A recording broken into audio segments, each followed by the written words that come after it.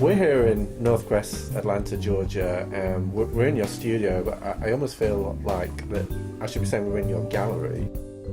My studio and gallery are both in my home here in Atlanta. It gives me the ability to have my creations around me and not have a very long commute to work. Right. So. And your dogs. The dogs are and your always books. They're always here. And your paintings. Yep. An easel. You know, we artist types, we like to be surrounded with our things. So I've often been called a hoarder. I call it a collector. So yeah. Potato. Actually, potato. Okay, well. We're here to talk about the Marion Landmarks Series, but before we talk about that, I'm actually interested, how did you get into art? I came from a divorced family. My parents were divorced with a single mother who was working. So a lot of time was spent in a corner somewhere while she was working, right, with a drawing pad and a amusing pencil. yourself. Exactly. What were you drawing? I have them all if you want to see. As I told you, I'm a hoarder, so they're all in boxes. You know, I think anything that kids did. My earliest obsession with drawing has always been, that I can remember, has always been architecture. Anything architectural. So I learned early on somehow. I don't know if it's was something already in me, but perspective drawing was something that fascinated me, and it was something that I was good at, so I could work spatially with architecture, which is different than drawing a portrait, which is dealing with form. From one to the other can be different, but that's, the architecture is what always interested me. So. Can you tell me how the Marion Landmarks series actually got started? I mean, what was the inspiration behind it? Several years ago, my mother was dealing with a terminal illness, and spending time with her, waiting in a lot of doctor's offices, waiting rooms, hospital rooms, I would spend my time sketching. And at some point I looked down and I realized that my drawings were all patients, hospital rooms, very depressing stuff. Right. Sounds quite dark. It was dark, and I didn't realize how it was affecting me.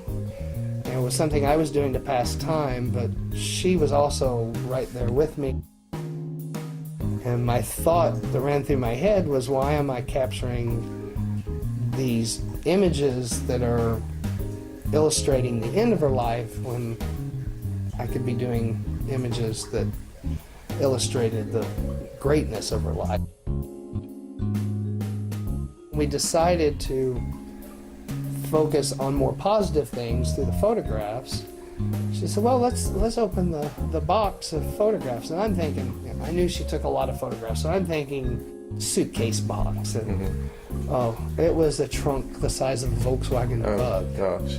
Packed full of pictures laying flat. So there was, she's been gone now almost 7 years, and I'm still going through photos. I just reach in the box and I take out a handful and sort through them. So it's still a resource for me.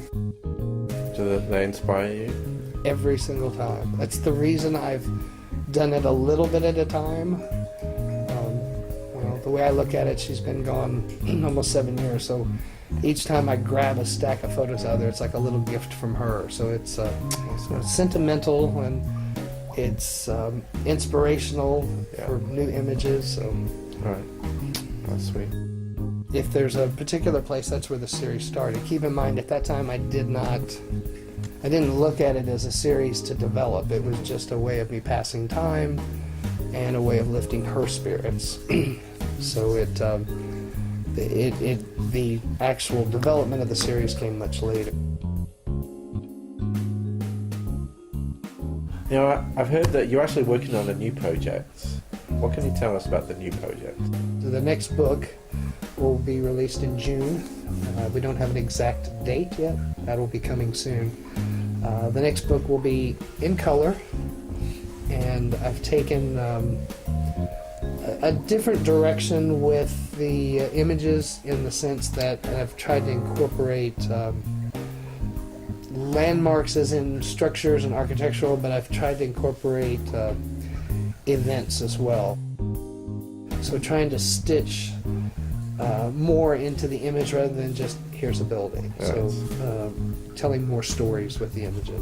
It's been great sitting here chatting with you, learning all about the Marion Landmarks series. I kind of almost feel like I want to go on a mini vacation over to Illinois, a state I've never been to. There's always time to... I imagine. Maybe, when you have your bestseller show or something like that. Sure. When they have the Hollywood opening. A few celebrities. Of course. Now know more about Marion than you'll ever need to know. I do. So, jolly good. Thank you.